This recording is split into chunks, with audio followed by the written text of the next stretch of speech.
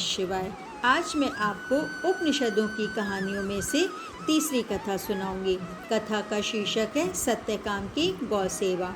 महर्षि हरिद्रुम के पुत्र गौतम अपने समय के आचार्यों में सबसे बड़े थे। उनके गुरुकुल में देश के कोने कोने से सैकड़ों विद्यार्थी विद्या सीखने के लिए आते थे। जिस समय की ये चर्चा है, उस समय गुरुकुलों में विद्यार्थियों से कोई शुल्क नहीं लिया जाता था। उनके खाने पीने और वस्त्र आदि का प्रबंध गुरु की ओर से ही होता था। इसका ये अर्थ नहीं कि गुरु लोग धनी होते थे। बड़े बड़े राजा एवं गृहस्थ लोग उनकी आज्ञा से सदा गुरुकुल में अन्न वस्त्र से सहायता किया करते थे। कुछ विद्यार्थी पास पड़ोस के गृहस्थों से केवल अपने खाने भर का अन्न मांग लेते थे। गौतम के गुरुकुल में अधिक भीड़ होने का कारण ये था कि वो अपने विद्यार्थियों के ऊपर कभी अप्रसन्न नहीं होते थे। उनका स्वभाव बड़ा दयालु था और पढ़ाने लिखाने में भी वे बेजोड़ थे। काठ के समान जड़ बुद्धि वाले बालक भी उनके यहाँ से एक दिन पंडित बनकर घर लौटते थे। एक दिन गौतम ऋषि के आश्रम में एक 10-12 वर्ष का बालक ब्रह्मचारी के वेश में आया, किंतु न उसके हाथ में दूसरे ब्रह्मचारियों की तरह समिधा थी, न कमर में मुंज की मेखला थी, न कंधे पर मृग चर्म था और न कंठ में जनेऊ थे। किंतु बालक बड़ा होनहार और स्वभाव से विनम्र दिख रहा था। गौतम के समीप जाकर उसने दूर से ही साष्टांग प्रणाम किया और बोला, गुरुदेव, मैं आपके गुरुकुल में विद्या सीखने के लिए आया हूँ। मेरी माँ ने मुझे आपके पास भेजा है। मैं ब्रह्मचर्य पूर्वक रहूँगा, परंतु मेरा अभी तक यज्ञोपवीत संस्कार नहीं हुआ है। भगवान, मैं आपकी शरण में आया हूँ, मुझे स्वीकार कीजिए। भोले भाले किंतु तेजस्वी बालक की ये शब्द गुरु गौतम के निर्मल हृदय में अंकित हो गए। उसकी सरलता और तेजस्विता ने उन्हें थोड़ी देर के लिए विस्मित कर दिया। थोड़ी देर तक अपने विद्यार्थियों की ओर देखने के बाद उन्होंने मृदु स्वर में पूछा, वत्स, बहुत अच्छा किया जो तुम यहाँ विद्या सीखने के लिए आए। तुम्हारे पिता नहीं हैं क्या, और तुम्हारा गोत्र क्या है? मुझे तुम्हें अवश्य विद्या सिखाऊंगा। गुरु की सम्मति सुनकर पास बैठे विद्यार्थियों में कानाफूसी होने लगी। बालक ने तुरंत ही विनम्र स्वर में जवाब दिया, गुरुदेव, मैंने अपने पिताजी को तो नहीं देखा है और ना ही उनका नाम जानता हूँ। अपनी माँ से पूछने के बाद मैं आपको बता सकता हूँ। मेरा गोत्र क्या है इसका भी मुझे नहीं पता, किंतु गुरुदेव, इसे भी मैं माँ से पूछकर बतला सकता हूँ। मैं आपकी सेवा में रात दिन रहूँगा और ब्रह्मचर्य का ठीक ठाक पालन करूँगा। बालक की भोली बातें सुनते ही गौतम की शिष्य मंडली में एक दबी सी खिलखिलाहट फूट निकली। अपने मुंह को बगल में बैठे हुए साथी के कान के पास ले जाकर एक शिष्य ने कहा, भाई, अब सुनो, दुनिया में ऐसे भी लोग होते हैं जिन्हें अपने पिता और गोत्र का नाम ही नहीं मालूम रहता। इस पर वह भी वेद पढ़ने के लिए आए हैं। मालूम होता ही ब्राह्मण नहीं है। साथी ने कहा, मुझे भी ऐसे ही लग रहा है, लेकिन भाई है तो तेजस्वी। देखो ना, बात कितनी गंभीरता से कर रहा है। मुझे याद है, जब मैं पहली बार गुरुकुल में आया था तो किसी से बोलने की हिम्मत ही नहीं पड़ती थी। यद्यपि मेरे पिताजी भी साथ साथ थे, मगर इसे देखो, ये तो ऐसा लगता है मानो यहीं जन्म भर से रहता आया है। एक सयाना समझा जाने वाला शिष्य गौतम का मुँह लगा था। उसने मुस्कुराते हुए कहा, गुरुदेव, क्या आपके गुरुकुल में ऐसे भी छात्र प्रवेश पा सकते हैं जिनका यज्ञोपवीत संस्कार भी नहीं हुआ रहता? यदि ऐसा है तो कल मैं भी अपने 10-20 छात्रों को ले आऊँगा जो पड़ोस के गांव में रहते हैं। ऋषि गौतम अभी उस सयाने विद्यार्थी की ओर ताक ही रहे थे कि एक ऐंचे ताने विद्यार्थी ने कहा, गुरुदेव, जिसको अपने पिता और गोत्र का नाम भी नहीं मालूम है, क्या वह भी आपके यहाँ रह सकता है? आगंतुक बालक गौतम के आश्रमवासी शिष्यों की इस छीटाकशी को समझ रहा था। उनके इशारों और कानाफूसी का भाव भी समझ रहा था, पर उसका ध्यान गुरुदेव के शब्दों पर था। थोड़ी देर तक वह उसी तरह खड़ा रहा। गौतम भी उतनी देर तक जाने क्या क्या सोचते रहे। फिर अपने सामने वाले विद्यार्थी की ओर देखते हुए गुरु गौतम ने कहा, वत्स, जिस छात्र का पिता नहीं है उसका पिता गुरु है। मुझे ही उसका यज्ञोपवीत कराना चाहिए। तुम जिन बालकों की चर्चा कर रहे हो, यदि उनके भी पिता नहीं हैं तो मैं उन्हें सहर्ष आश्रम में लेने के लिए तैयार हूँ। उनका भी यज्ञोपवीत संस्कार मुझे करना पड़ेगा। तुम उन्हें ला सकते हो?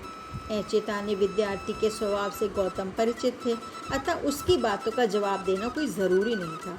फिर तो बालक की ओर दयालु भाव से देखते हुए वह बोले, बेटा अब तुम जाओ और अपनी माँ से पिताजी का तथा अपने गोत्र का नाम पूछकर जल्द चले आओ।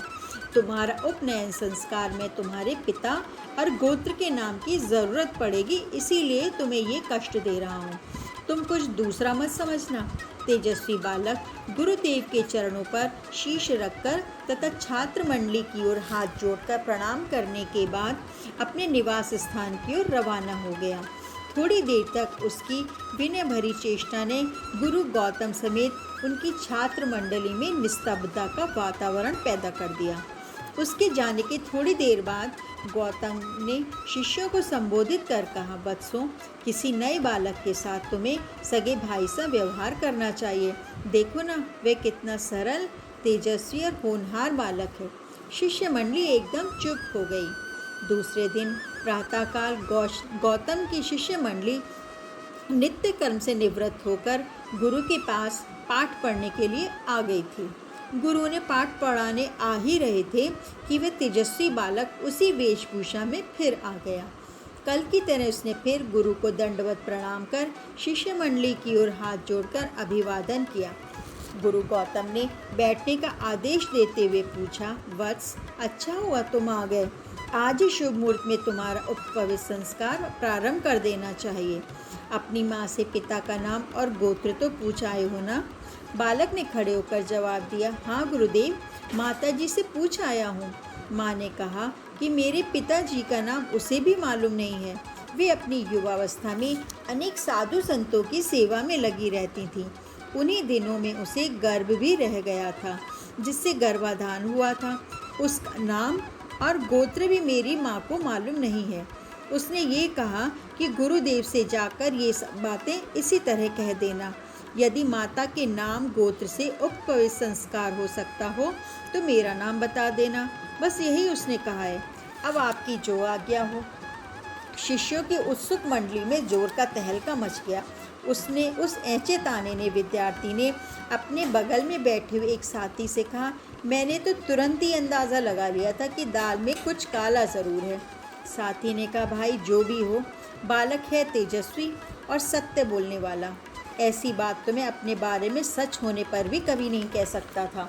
शिष्य की ओर दृष्टि फेरते हुए गौतम ने कहा, वत्सों, तुम्हें ऐसे सत्यनिष्ठ और निर्भीक बालक की भूरी भूरी प्रशंसा करनी चाहिए।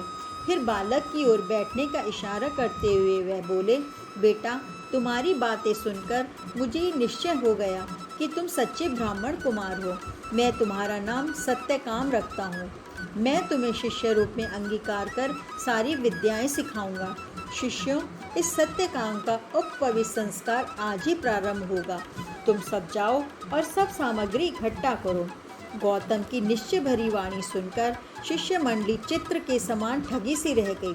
थोड़ी देर तक चुपचाप रहने के बाद कानाफूसी करते हुए वे उठे और कई झुंडों में बंटकर उपनयन संस्कार की सामग्रियां इकट्ठी करने के लिए इधर उधर चले गए। शुभ मुहूर्त में सत्यकाम का उपनयन संस्कार संपन्न किया गया। गौतम की पत्नी ने अपने प्रिय शिष्य की कटी में मुंज मेखला पहनाई। आज से जबाला का पुत्र होने के कारण उसका नाम जाबाल भी रखा गया। इस तरह सत्यकाम जाबाल नाम से वे गौतम के गुरुकुल में विख्यात हुआ। यद्यपि बहुतेरे छात्र उसके प्रति गौतम का अटूट स्नेह देखकर मनी मन जलते थे, तथापि उसकी विनीत वाणी और विनम्र स्वभाव से मुख पर कुछ कहने का साहस उनका भी नहीं होता था। यज्ञोपवीत के 4 दिन बीत गए। 5वें दिन प्रातःकाल हवन कर लेने के बाद गौतम ने सत्यकाम को पास बुलाकर अन्य शिष्यों को सुनाते हुए कहा, बेटा सत्यकाम, आज से तुझे एक सेवा का काम सौंपता हूँ। उसके लिए तुझे आश्रम से बहुत दूर वन में जाना पड़ेगा। सत्यकाम ने हाथ जोड़कर कहा, गुरुदेव, मेरा आश्रम वही है जहाँ रहने के लिए आपकी आज्ञा होगी। मुझे गुरुदेव की क्या सेवा करनी पड़ेगी? तो शिष्य मंडली गौतम की बातें सुनने के लिए उत्सुक हो उठी। चारों ओर आंखें फेरते हुए गौतम ने कहा, बस मेरे पास इस समय 400 गौएं हैं। और इनको ठीक से खाने पीने को यहाँ नहीं मिलता। बहुत सी एकदम बूढ़ी और बेकाम भी हो गई हैं। मैं चाहता हूँ कि तुम इन सबको साथ लेकर सुदूर वन में चले जाओ और वहीं रहकर चराओ। जिस दिन इनकी संख्या 400 से बढ़कर 1 सहस्त्र हो जाएगी, उसी दिन लौटकर आने पर तुम्हारा स्वागत किया जाएगा। बोलो, तुम्हें स्वीकार है ना? सत्यकाम का प्रसन्नता से भर उठा। हाथ जोड़कर गदगद कंठ से वह बोला, गुरुदेव, आपकी आज्ञा दे देने के बाद आप जो ये पूछते कि स्वीकार है ना, यही मेरा अभाग्य है। आपकी आज्ञा ही मेरे जीवन का ध्येय है।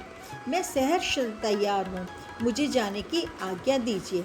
शिष्य मंडली में से एक भावुक छात्र ने कहा, गुरुजी, ये छोटा बालक बेचारा अकेले 400 गायों की रखवाली किस तरह कर पाएगा?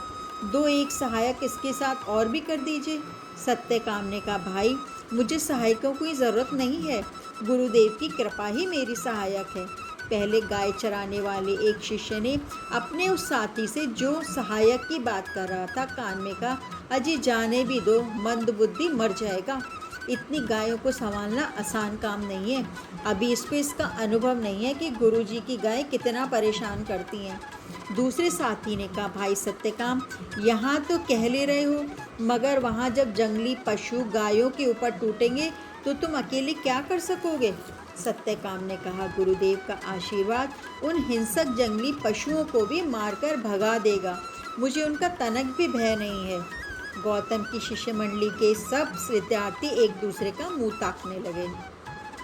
किसी में अब इतना ताव नहीं रही जो सत्यकाम का परिहास कर सकता। गौतम ने उसका सिर सहलाते हुए कहा, बेटा, तेरा साहस और उत्साह की जितनी प्रशंसा की जाए थोड़ी है।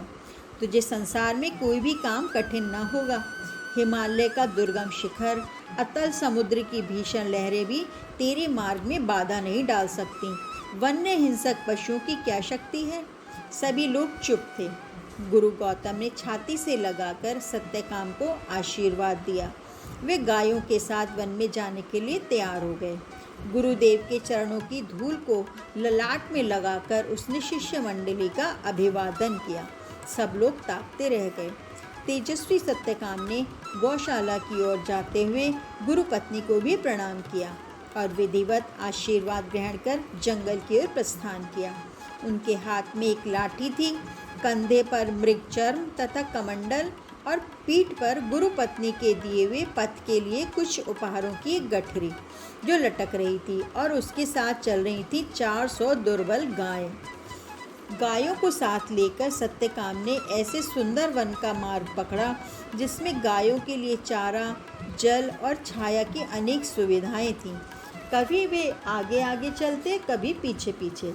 किसी गाय की पीठ पर थपकियां देते और किसी का मुख चूमते।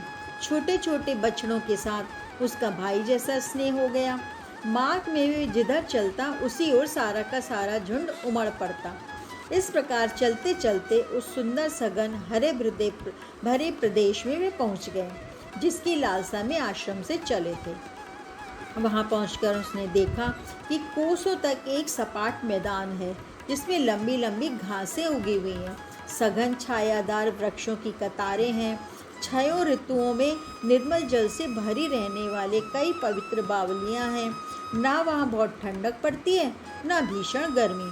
दूर से ही शीतल मंद सुगंधित पवन के शांतिदायी झकोरे गायों समेत उसका स्वागत करते हुए मानो बुला रहे थे।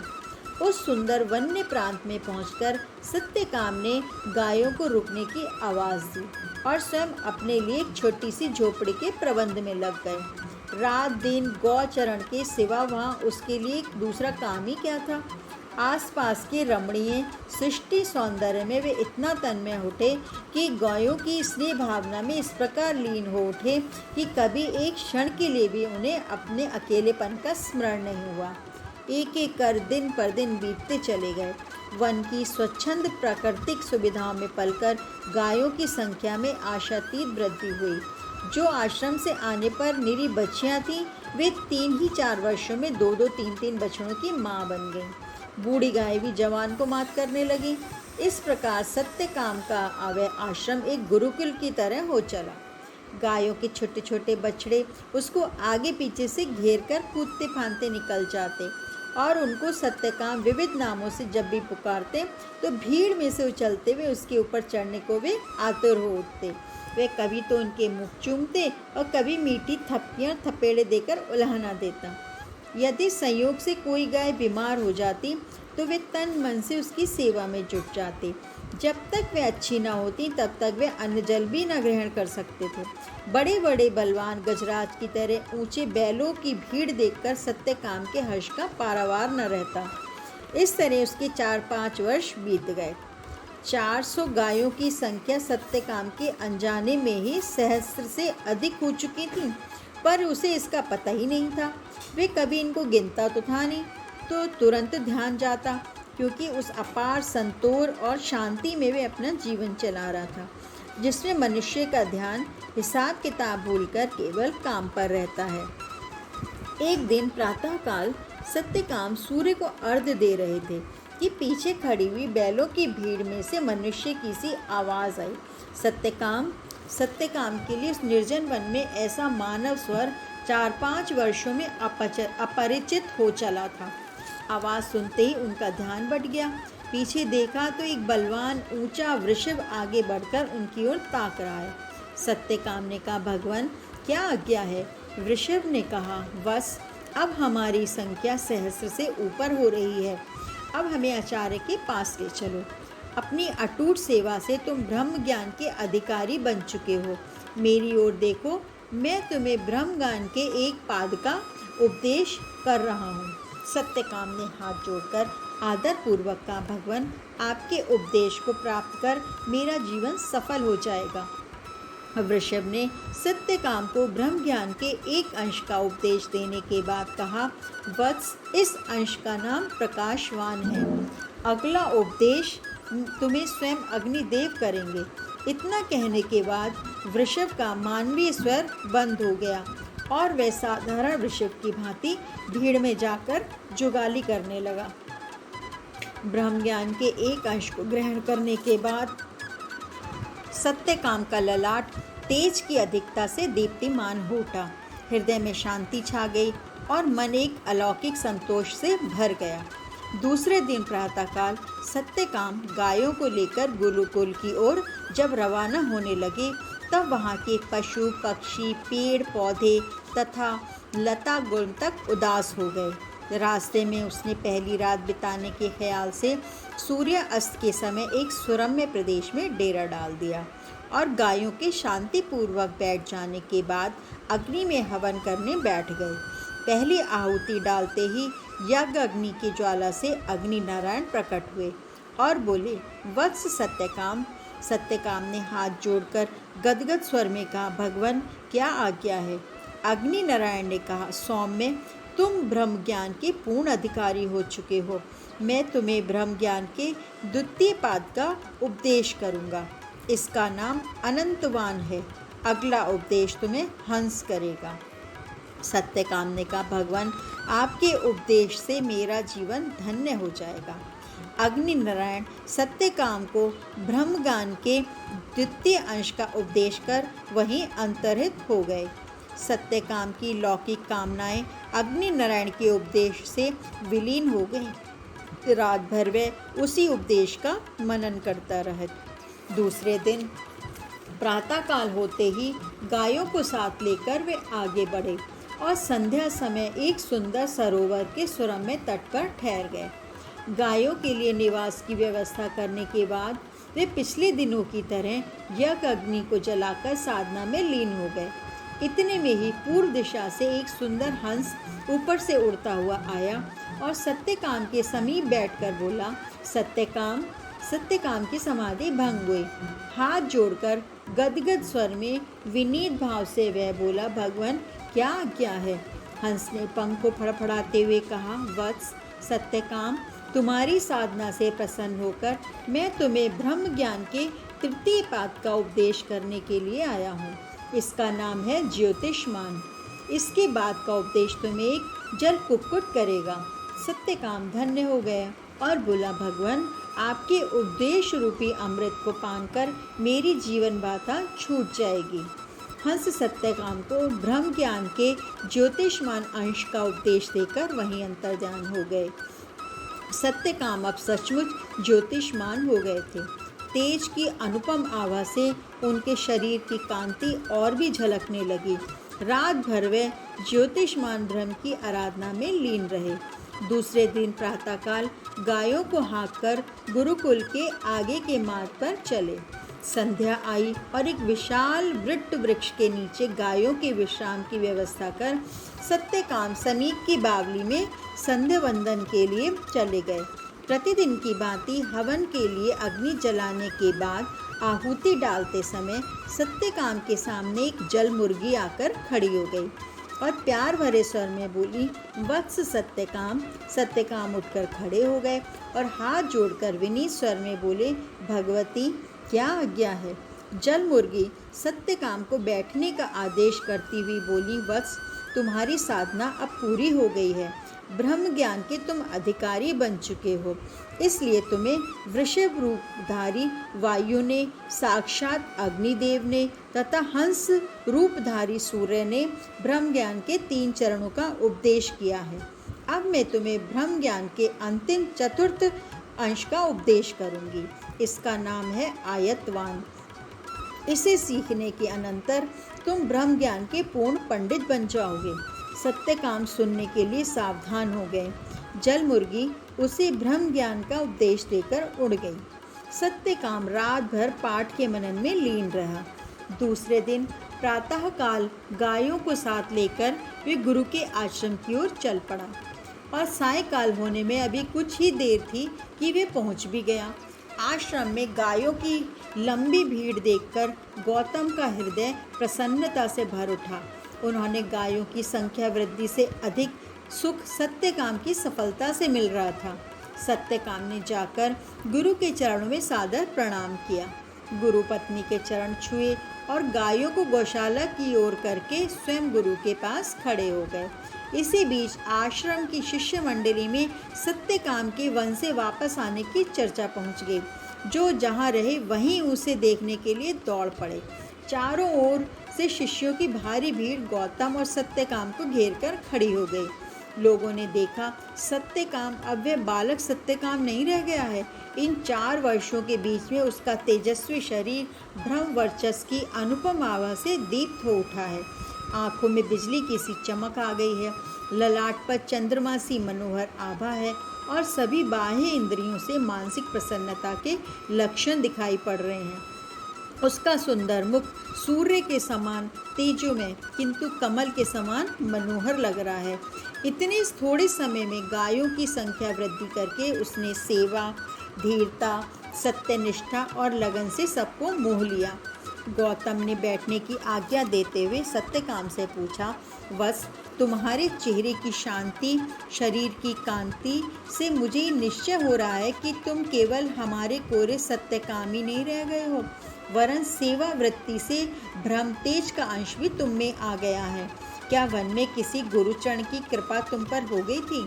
सत्यकाम ने कहा, गुरुदेव मुझे मार्ग में ऐसे 4 दिव्य प्राणियों ने ब्रह्म ज्ञान का उपदेश किया है जो आप ही की भांति एक से बढ़कर एक तेजस्वी मालूम पड़ते थे।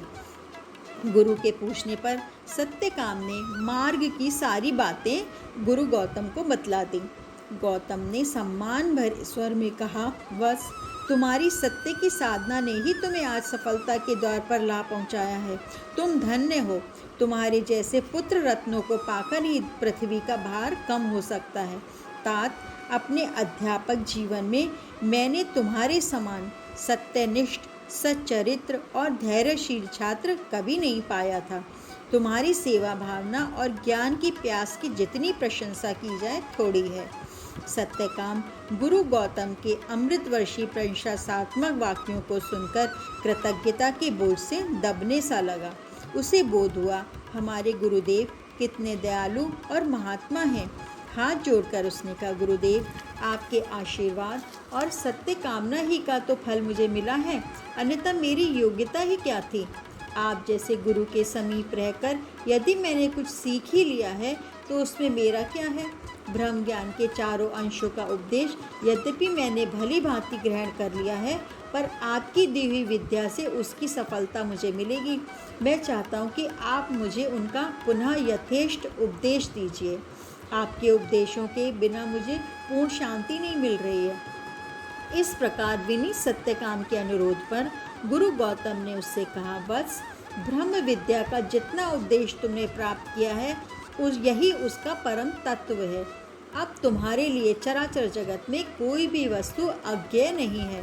ये सब तुम्हारी गौ सेवा का महान पुण्य फल है। उसके प्रसाद से ही तुम्हें ये सिद्धि प्राप्त हुई है। सत्यकाम ने गुरु के चरणों पर मस्तक रखकर गदगद स्वर में कहा, किंतु गुरुदेव, उस गौ सेवा का अवसर देने वाली आपकी महती कृपा ही रही है ना। तो ये थी उपनिषदों की तीसरी कहानी, सत्यकाम की गौ सेवा।